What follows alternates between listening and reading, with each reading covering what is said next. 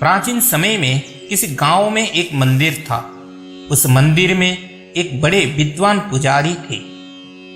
एक दिन वह मंदिर में पूजा अर्चना कर रहे थे कि अचानक कहीं से एक काला कुत्ता मंदिर में घुस आया।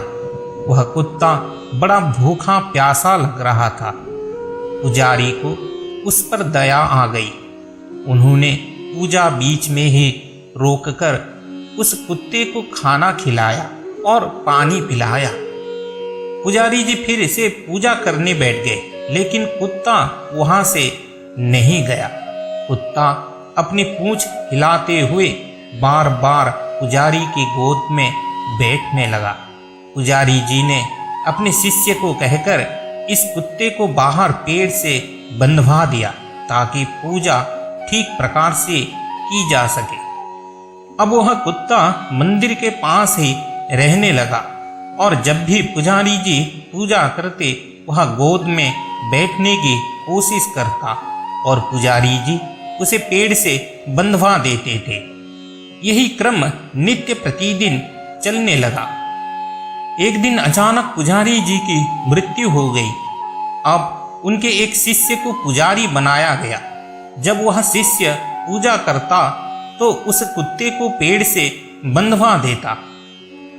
एक दिन ऐसा हुआ कि उस कुत्ते की भी मृत्यु हो गई। अब मंदिर के सभी सदस्यों ने सभा की और चर्चा की कि हमारे गुरुजी जब भी पूजा करते थे तो वह एक कुत्ते को पेड़ से बंधवाते थे।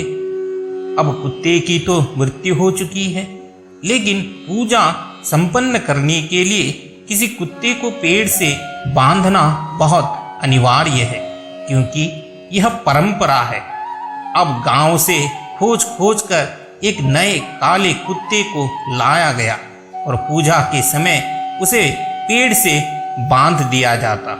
समय बीतता गया। न जाने कितने पुजारियों की मृत्यु हुई, कितनी ही कुत्तों की भी मृत्यु हो गई, लेकिन अब यह एक ठोस परंपरा बन चुकी थी। पूजा के समय पुजारी द्वारा काले कुत्ते को पेड़ से बांधना।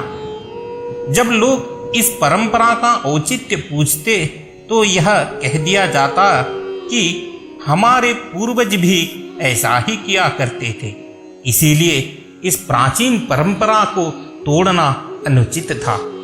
ठीक इसी प्रकार हमारे समाज में भी न जाने कितने अंधविश्वास हैं जिनका बिना किसी औचित्य के पालन किया जाता है। आज के वैज्ञानिक युग में हमें ऐसी रूढ़िवादिता को बढ़ावा नहीं देना चाहिए। धन्यवाद।